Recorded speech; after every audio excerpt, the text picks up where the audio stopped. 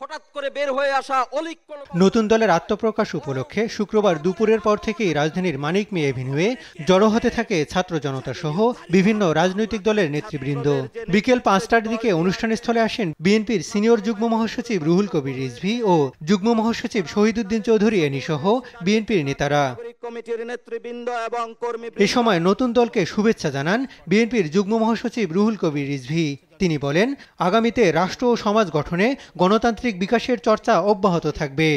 আগামীতে এই দেশের যে এবং রাষ্ট্র এবং সমাজের যে গণতান্ত্রিক বিকাশ চর্চা এবং অনুশীলন অব্যাহত থাকবে। জুলাইয়ের যে দুনিয়া কাঁপানো যে গণতান্ত্রিক যে বিপ্লব, যে গণতন্ত্রের জন্য ১৬ বছর ১৭ বছর লড়াই করেছি, কত গুম খুন এবং আত্মত্যাগের মধ্যে দিয়ে কত রক্ত ঝরা আমাদের সেই রাজপথ, সেটা অতিক্রম করে জুলাই এবং আগস্ট বিপ্লবের মধ্যে দিয়ে এই ধরনের তরুণ ছাত্র নেতৃবৃন্দ যে নেতৃত্ব দিয়েছেন, তাদের নেতৃত্বে একটি রাজনৈতিক দল গঠিত হচ্ছে।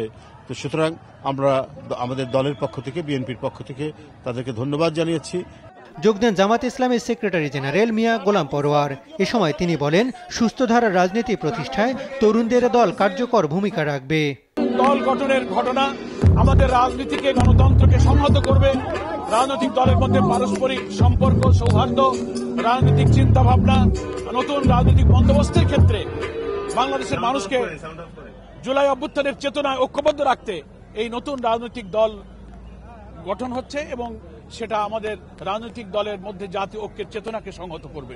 অনুষ্ঠানে যোগ দেন গণসংহতি আন্দোলনের প্রধান সমন্বয়ক জুনায়েদ সাকি, লেবার পার্টির চেয়ারম্যান সহ বিভিন্ন রাজনৈতিক দলের কেন্দ্রীয় নেতারা। বলেন, বাংলাদেশপন্থী রাজনীতি বিনির্মাণে তরুণদের নেতৃত্ব আশার আলো দেখাবে।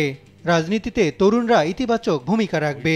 এই রাজনৈতিক দল বাংলাদেশের যে ঐতিহাসিক মুহূর্ত চলছে, একটা নতুন রাষ্ট্র বিনির্মাণ এবং গণতান্ত্রিক একটা রাজনৈতিক বন্দোবস্ত প্রতিষ্ঠা, গণতান্ত্রিক সংবিধান প্রতিষ্ঠা, সেই যে ঐতিহাসিক কর্তব্য, এই কর্তব্য তারা ইতিবাচক ভূমিকা রাখবে। আমি বিশ্বাস রাখতে চাই এই নেতৃত্বের উপর, এই সংগঠনের উপর, বাংলাদেশকে নতুন স্বপ্ন দেখাবে। আমরা সেই নতুন বাংলাদেশ গড়াই আমরা এর সাথে বিএনপি সহ সমস্ত রাজনৈতিক দল যারা গণতান্ত্রিক রাজনীতিতে বিশ্বাস করে, তারা সবাই এই উদ্যোগকে স্বাগত জানাবে বলে আমি বিশ্বাস করি। আগামী দিনে রাজনৈতিক বন্দোবস্ত প্রতিষ্ঠায় নতুন এই দল নতুন সম্ভাবনা তৈরি করবে বলেও আশা করেন রাজনৈতিক নেতারা।